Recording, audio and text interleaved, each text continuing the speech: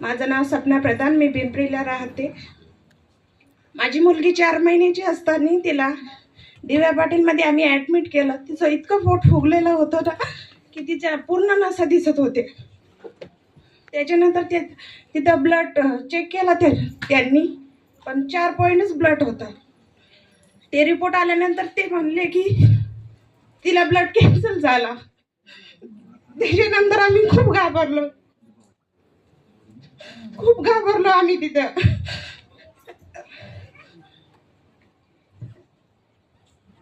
मी एकटेच होती आणि मला सांगितलं डॉक्टरांनी की तिला ब्लड कॅन्सल झाला. मी एकटेच होती, कुठेच नव्हतं तिथं.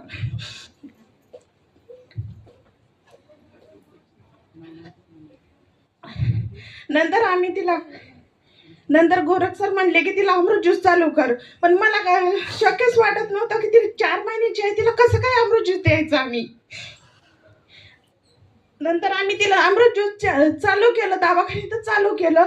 तिचं ब्लड 4च पॉईंट होतं. तिला 8 ते 10 दिवसात इतका छान रिझल्ट आला नाही की तिचा 11 पॉईंट ब्लड वाढलं. बाहेरच्या टेस्ट पण सांगितल्या होत्या, ते आम्ही 15 ते 20 हजार रुपये त्या देऊन दिल्या.